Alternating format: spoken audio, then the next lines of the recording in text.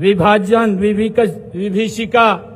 स्मृति दिवस के अवसर पर इतनी भारी संख्या में, और मौसम भी अलाउ नहीं कर रहा था, इतना मौसम खराब चल रहा है, और उस मौसम के खराबी के कारण भी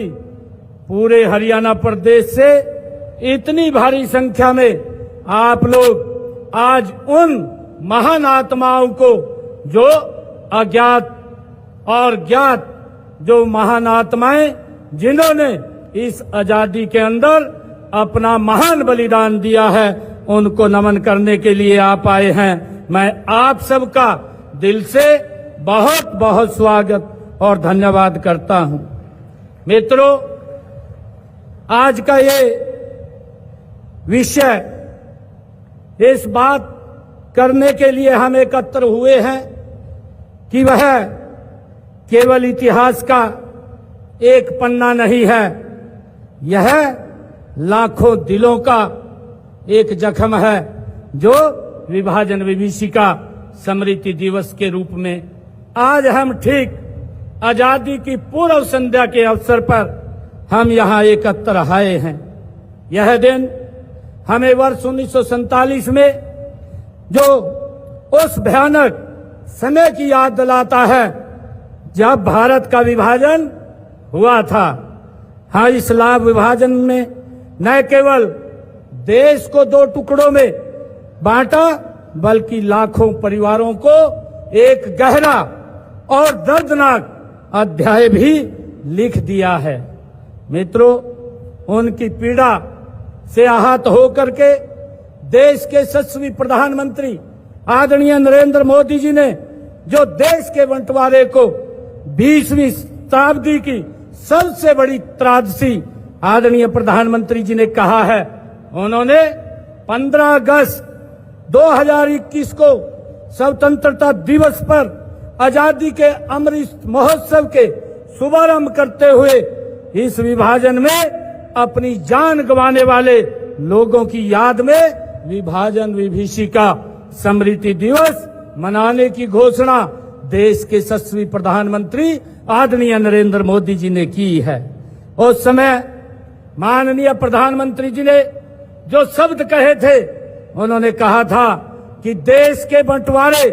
के दर्द को कभी भुलाया नहीं जा सकता। नफरत और हिंसा की वजह से हमारे लाखों बहन और भाइयों को विस्थापित होना पड़ा और अपनी जान तक उन्होंने गंवानी पड़ी, ये आदरणीय प्रधानमंत्री जी ने कहा था। और मुझे जो माननीय धर्मदेव जी महाराज ने कहा, ये सबसे पहले 2008 में इस विभाजन विभीषिका का शुभारंभ किया गया। साथियों, आपको ये याद भी होगा कि आज के ही दिन वर्ष 2022 में विभाजन विभीषिका जो स्मृति दिवस है के उपलक्ष्य में पहला राज्य स्तरीय कार्यक्रम ये कुरुक्षेत्र में किया गया था। और एक जो विभाजन से संबंधित साहित्य एवं संस्मरण दस्तावेजों की जो बात कही गई है, मेरे ध्यान में जो आई है कि प्रदर्शनी प्रतिवर्ष वो लगाई जाएगी तथा एक विषय विभाजन विभीषिका स्मृति दिवस का पाठ्यक्रम के अंदर भी शामिल किया जाएगा, ताकि आने वाली पीढ़ियों को इस दंश के बारे में, जो हमारे पूर्वजों ने जो अत्याचार सहे हैं, जो उनके ऊपर अत्याचार हुए हैं, इस आजादी से पहले पीढ़ियों को मिलनी चाहिए। और मैं जो पंजाबी धाम पंचनंद स्मारक ट्रस्ट कुरुक्षेत्र में विभाजन विभीषिका स्मृति स्मारक का जो निर्माण हो रहा है, उसके लिए मैं अपने एच्छी कोटे से 51 लाख रुपया मैं दे करके जाता हूं। आज का ये दिन वास्तव में बहुत ही एक आत्मनिरीक्षण का एक विषय है, क्योंकि जो घटनाक्रम जिसकी जानकारी आज बहुत से लोगों ने दी है, बहुत कम लोग हैं जो इस घटनाक्रम के प्रत्यक्षदर्शी हैं। लेकिन एक पीढ़ी ऐसी भी है जिन्होंने अपने पूर्वजों से ये सारी जो घटनाएं हैं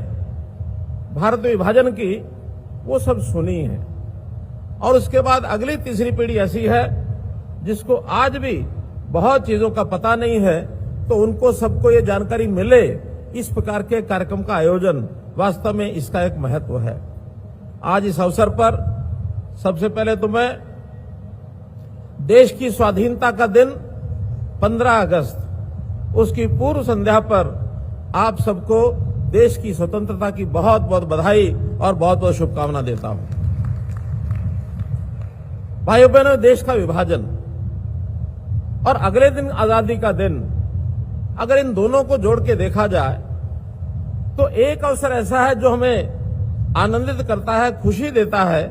कि जिस भी रूप में मिली लेकिन हमको आजादी मिली। उस आजादी की, स्वतंत्रता की खुशियां लगातार हम पिछले 78 वर्ष से मना रहे हैं। वहीं दूसरा सत्य भी है कि 78 साल पहले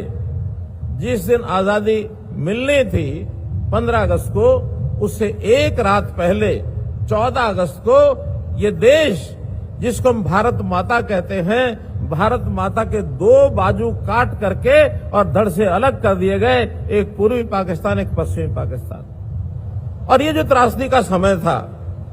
उस समय देश का विभाजन हुआ, एक पीड़ा, देश को आजादी मिली, अधूरी आजादी मिली, उसका कहीं ना कहीं थोड़ा सा संतोष, ये सब तो है। लेकिन लाखों लोग जो अपना घर परिवार छोड़ करके और जो भारत देश है, स्वतंत्र देश है, इसकी ओर चल पड़े और जो उनके साथ बीती, उसका वर्णन करना वास्तव में